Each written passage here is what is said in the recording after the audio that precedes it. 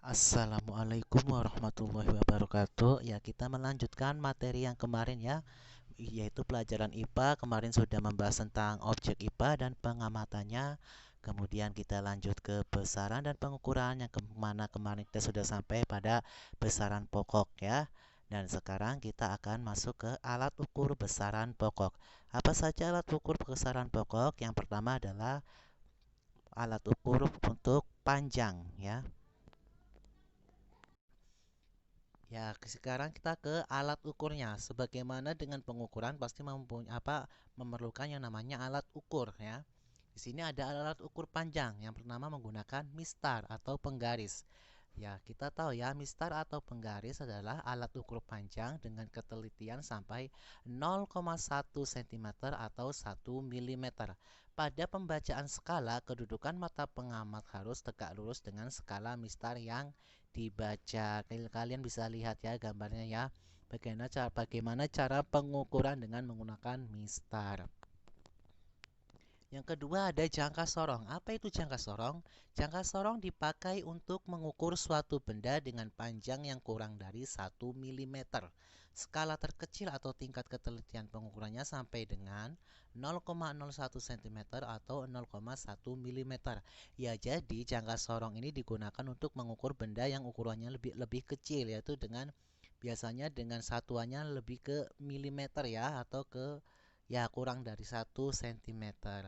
Nah, biasanya jangka sorong ini digunakan untuk mengukur diameter, misalnya diameter sebuah mur baut ya, atau juga diameter dari sebuah paku. Kalau diameter paku mungkin ujung paku itu nanti bisa ada lagi alatnya. Nah, umumnya jangka sorong digunakan untuk mengukur panjang suatu benda, diameter bola, tebal uang logam, dan diameter bagian dalam tabung. Jangka sorong memiliki dua skala pembacaannya, yaitu ada skala utama atau skala tetap yang terdapat pada rahang tetap jangka sorong. Ya, ini yang dinamakan dengan skala skala utama atau skala tetap, skala diam ya. Kalian bisa lihat pada gambar.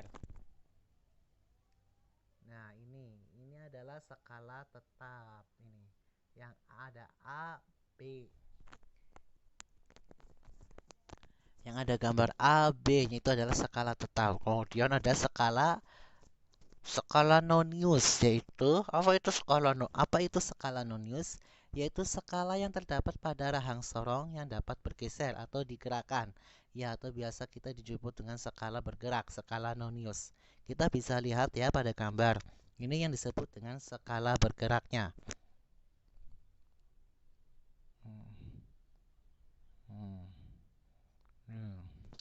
Ya, ini adalah skala bergeraknya. Jadi, oke, kita lanjut ya. Nah, yang ketiga ada mikrometer sekrup. Mikrometer sekrup merupakan alat ukur panjang dengan tingkat ketelitian terkecil, yaitu 0,01 mm atau 0,001 cm. Ya, jadi ini lebih otomatis lebih digunakan untuk benda yang lebih kecil lagi, seperti sebagaimana namanya mikrometer. Berarti untuk digunakan benda-benda yang lebih kecil lagi. Ya, kurang lebih sama seperti jangka sorong, hanya mungkin penggunaan dan pengukurannya jauh lebih lebih lebih kecil lagi ya. Ya, sedang sama ada skala Nonius dan skala terkecil ya. Pada mikrometer sekrup terdapat pada rahang geser, sedangkan skala utama terdapat pada rahang tetap. Mikrometer sekrup digunakan untuk mengukur diameter benda bundar dan plat yang sangat tipis, ya itu kegunaan mikrometer sekrup. Ada alat ukur massa. Alat ukur yang digunakan untuk mengukur massa suatu benda adalah neraca ya, neraca atau kita seringnya menyebutnya dengan timbangan. Berdasarkan cara kerjanya dan ketelitiannya, neraca dibedakan menjadi tiga, yaitu ada neraca digital, yaitu neraca yang bekerja dengan sistem elektronik, tingkat ketelitiannya hingga 0,001 gram. Ada neraca Auhaus yaitu neraca dengan tingkat ketelitian hingga 0,01 gram. Kemudian ada neraca sama lengan, yaitu neraca dengan tingkat ketelitian mencapai 1 mg atau 0,001 gram. Alat ukur waktu, ya, satuan internasional untuk waktu adalah detik atau second.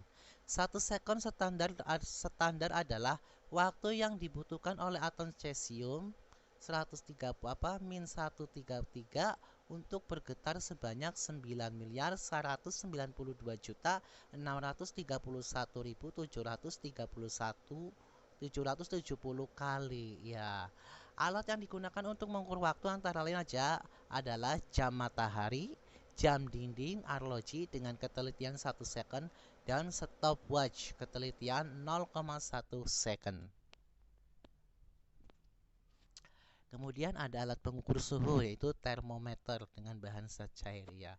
Satu ada termometer laboratorium. Nah, alat ini biasanya digunakan untuk mengukur suhu air dingin atau air yang sedang dipanaskan. Termometer laboratorium menggunakan raksa atau alkohol sebagai penunjuk suhu. Raksa dimasukkan ke dalam pipa yang sangat kecil, pipa kapiler. Kemudian pipa dibungkus dengan kaca yang tipis. Tujuannya agar panas dapat diserap dengan cepat oleh termometer. Kalian bisa lihat gambarnya, ya. Nah, kemudian ada termometer ruang, berarti untuk mengetahui suhu ruangan, ya. Termometer ruang biasanya dipasang pada tembok rumah atau kantor.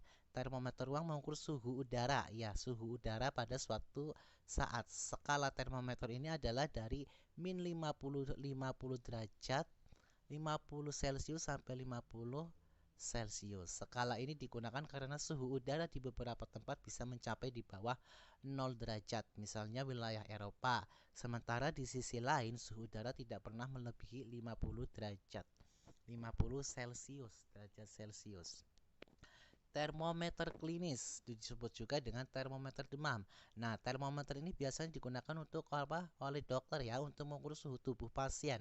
Pada keadaan sehat, suhu tubuh pasien manusia, ya, pada keadaan sehat suhu tubuh manusia sekitar 37 derajat. Tetapi pada saat demam, suhu tubuh dapat melebihi angka tersebut, bahkan bisa mencapai angka 40 derajat. Ya, itulah macam-macam alat ukur dari besaran pokok, ya. Dari besaran pokok panjang, terus massa, dan kemudian ada suhu, dan kemudian ada apa? Waktu. Oke, cukup sekian dan terima kasih. Wassalamualaikum warahmatullahi wabarakatuh. Sampai jumpa di pembelajaran berikutnya.